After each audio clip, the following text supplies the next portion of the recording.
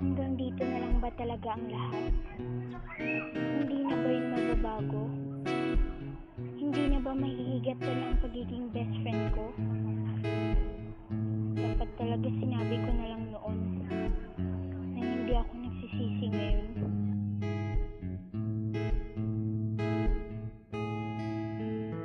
Kamusta naman ang araw mo, Anika?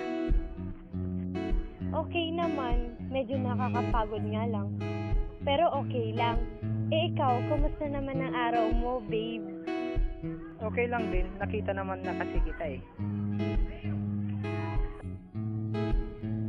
Anika, bakit ka pa dumating sa buhay ni Kian? Bakit ba ginulo mo pa ang buhay namin?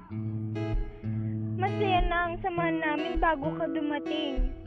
Pero wala na. Sinira mo ng lahat.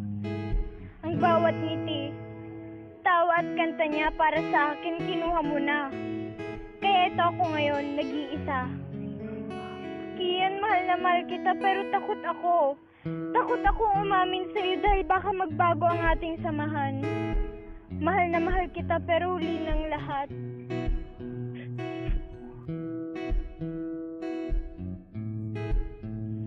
Naalala ko pa nung nakita ko kayo sa park. Sobrang saya nyo. Dati ako naman yun eh. Ako ang kasama ni Kian, hindi ikaw, Anika. Bakit pa kasi naduwag akong sabihin kay Kian ang lahat? Ngayon nasasaktan naman ako. Bakit ba ganun? Kung kailan handa na akong sabihin sa kanya lahat, saka ako malalaman na may girlfriend na siya. Napaka-unfair naman ng tadhana.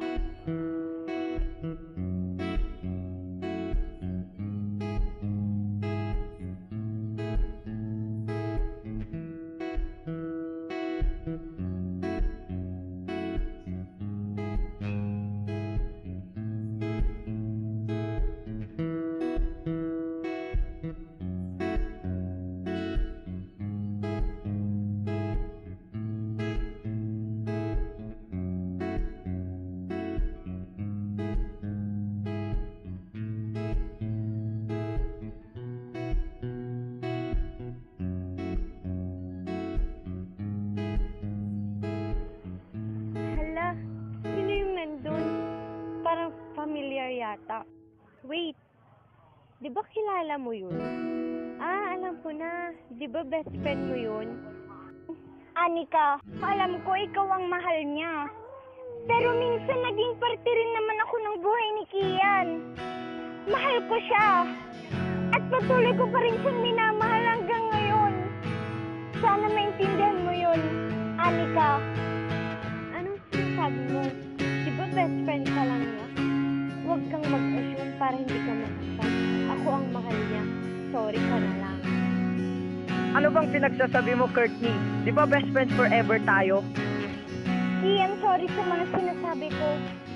Pero ang sakit talaga pag kinikimkim ko lang dito sa loob-loob ko yun. Kaya ito ako ngayon inaamin ko. Kasi baka bukas, sa makalawa hindi ko na ito masasabi. Yun lang.